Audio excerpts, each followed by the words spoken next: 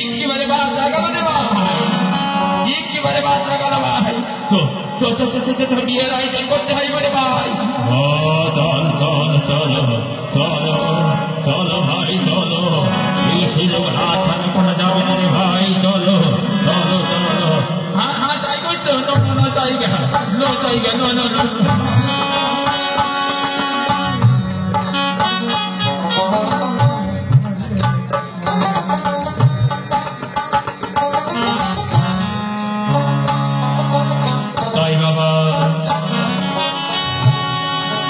এদিকে মা দেবীর সনে মাধব ডাকাতের বিবাহ বন্ধন হয়ে গেল। তাই বিবাহিতা হতভাগী মাধবী কিভাবে কেমন করে চলছে গোপালকে নিয়ে।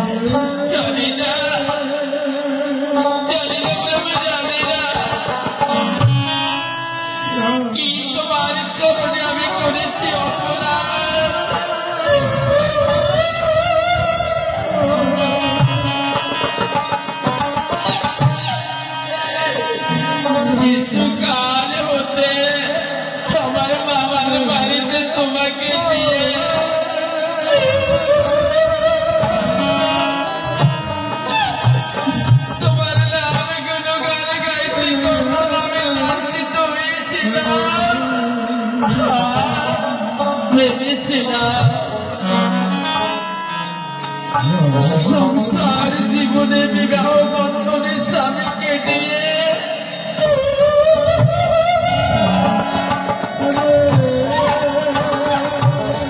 তোমার বাবা বন্ধ করে তোমার চরণ পুজো করে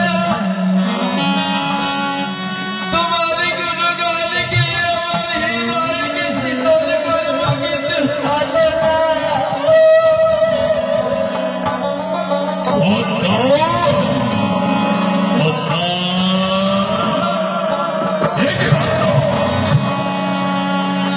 তোমার নয়নে জল কেন বদ্ধা?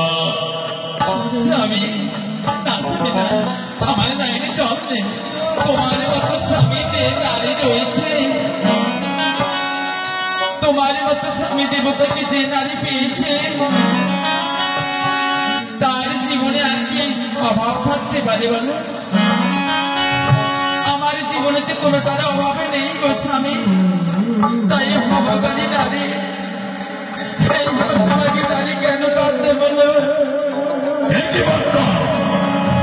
ওই যে তুমি তুলসী মঞ্জুরি করেছ, ওই তুলসী মঞ্জুরি করে তার সামনে আমি তোমার ওই গোবিন্দকে দেখতে পাচ্ছি।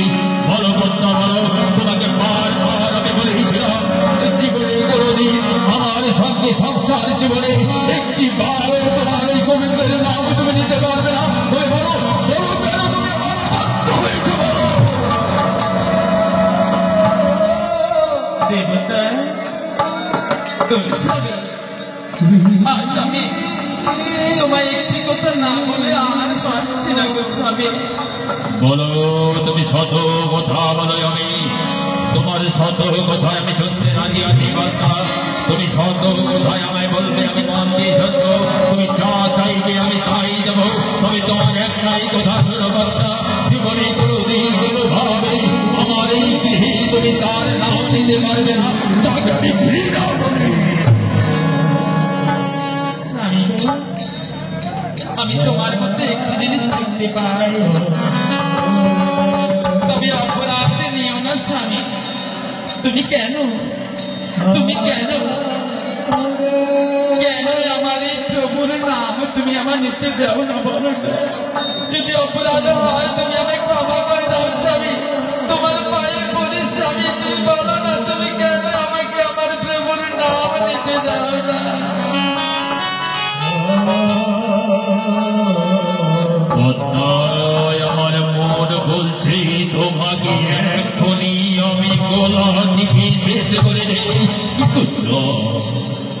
কথা না,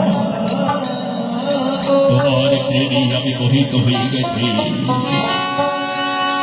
তোমার স্নেহ ভালোবাসায় আমি বড় পাগল হয়ে গেছি।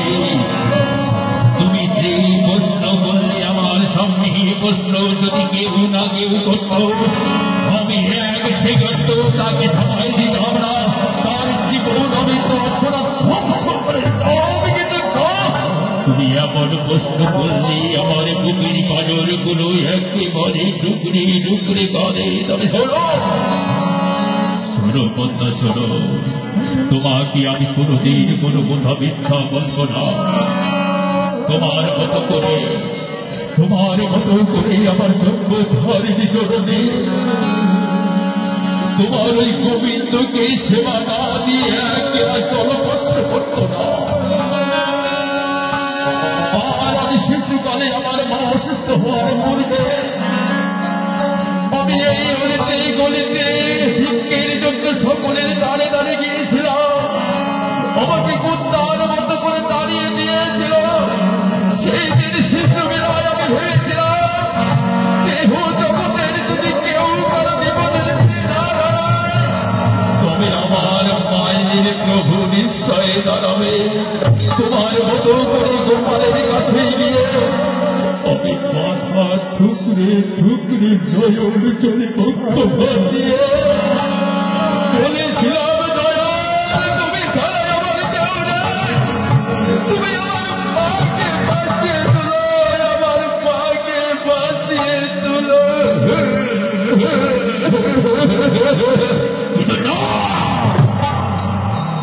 শুনলে তোমার গোপাল সেই কথা শুনে নেই। একমাত্র পিছে থাকার প্রদীপকে আমার নিভিয়ে দিল আমার পক্ষের আদরের পাকে। আমার কাছ থেকে কেড়ে নিল কর্মধারিণী তরুণীকে।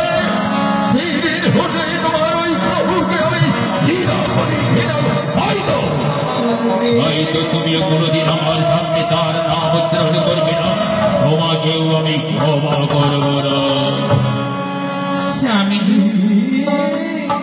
আজ আমি বুঝতে পেরেছি স্বামী, তবে আর তোমাকে ক্রোধী করবো না স্বামী।